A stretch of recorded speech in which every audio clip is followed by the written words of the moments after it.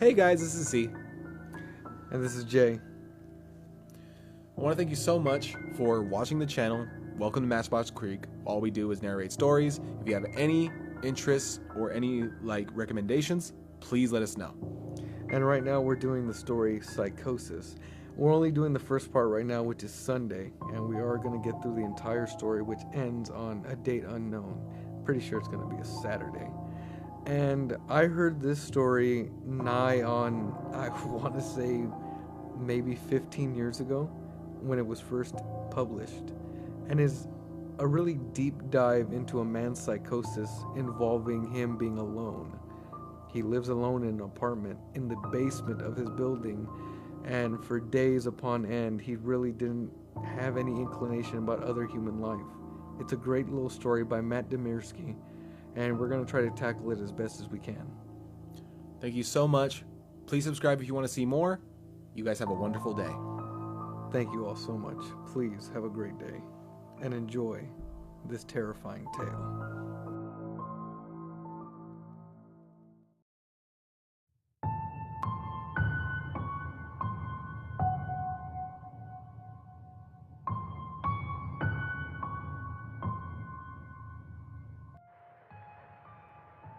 Sunday. I'm not sure why I'm writing this down on paper and not my computer. I guess I've noticed some odd things. It's not that I don't trust the computer, I just need to organize my thoughts. I need to get down all the details somewhere objective, somewhere I know that what I write can't be deleted or changed. Not that that's happened, it's just everything blurs together here, and the fog of memory lends a strange cast to things. I'm starting to feel cramped in my small apartment. Maybe that's the problem. I just had to go and choose the cheapest apartment, the only one in the basement. Lack of windows down here makes the day and night seem to slip by seamlessly.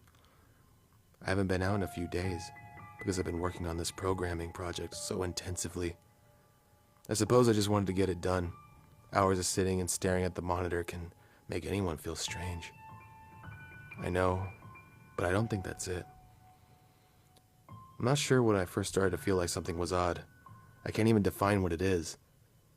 Maybe I just haven't talked to anyone in a while. That's the first thing that crept up on me.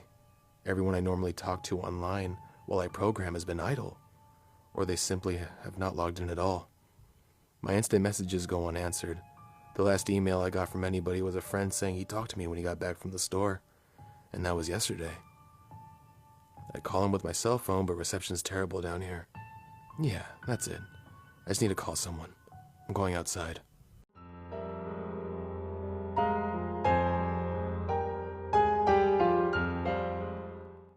Well, that didn't work out so well.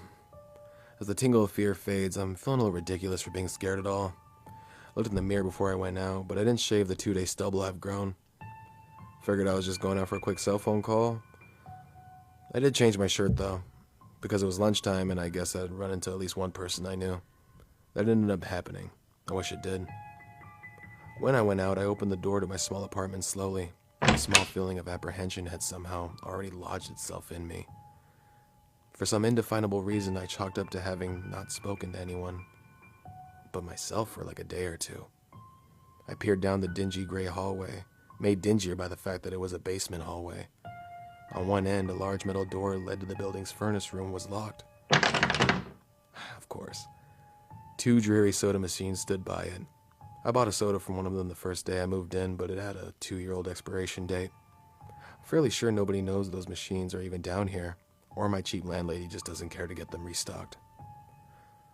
I closed my door softly and walked the other direction, taking care not to make a sound. I have no idea why I chose to do that. But it was fun given the strange impulse not to break the droning hum of the soda machines, at least for a moment. I got to the stairwell and took the stairs to the building's front door. I looked through the heavy door's small square window and received quite the shock. It was definitely not lunchtime.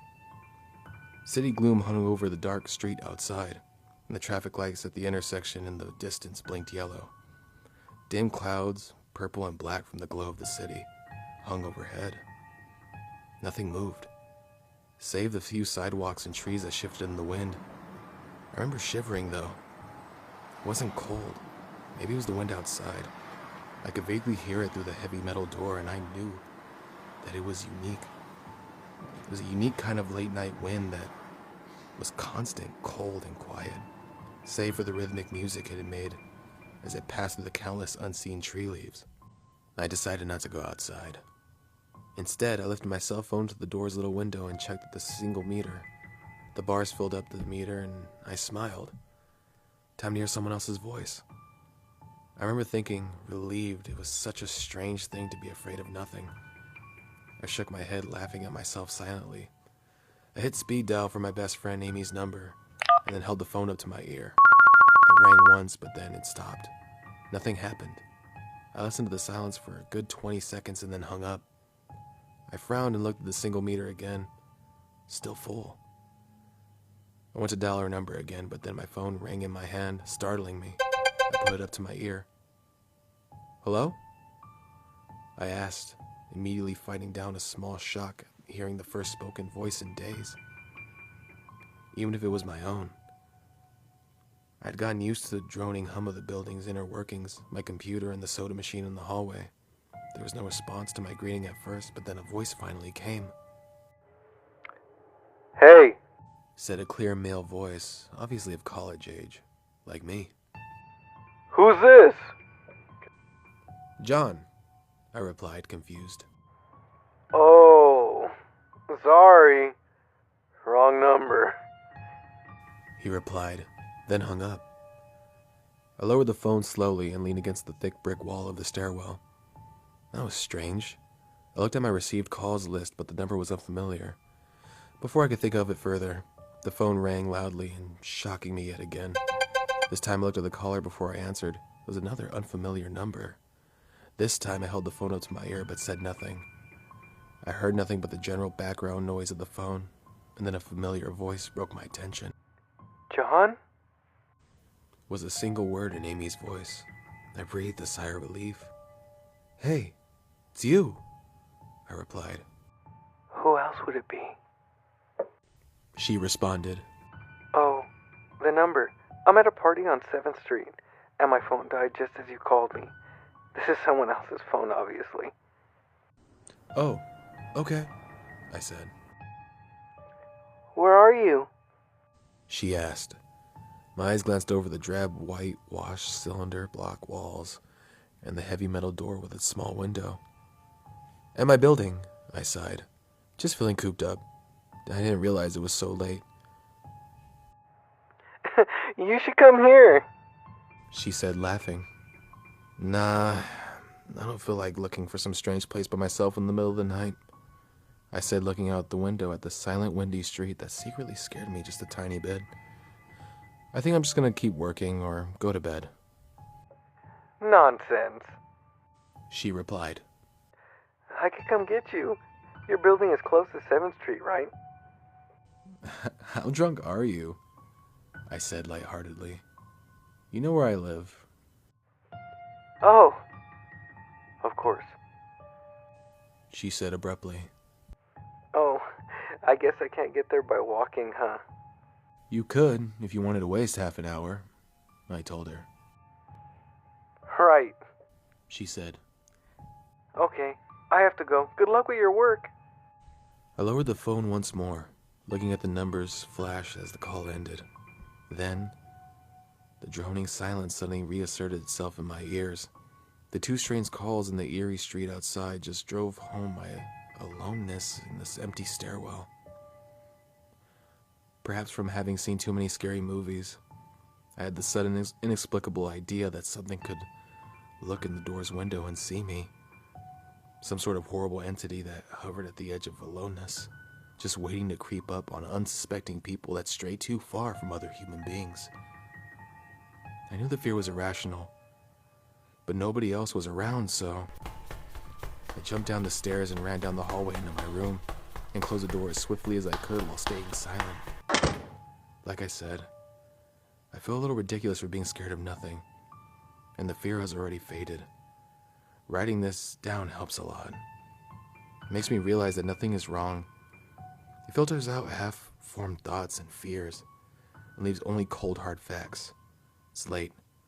I got a call from a wrong number and Amy's phone died, so she called me back with another number. Nothing strange is happening. Still, there was something a little off about that conversation. I know it could have just been the alcohol she had had, or was it even her that seemed off to me? Or was it... Yeah, that was it.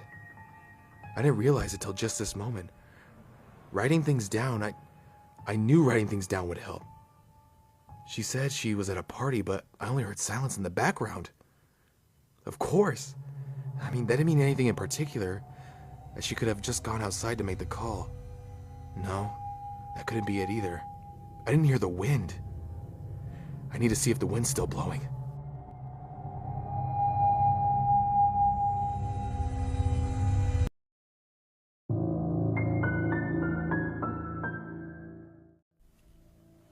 Hey guys, this is C. Thank you so much for every subscriber we had so far. We really appreciate the support. And thank you so much to Mew for supplying the creepy atmosphere and the dark tones that he set for us narrators for years.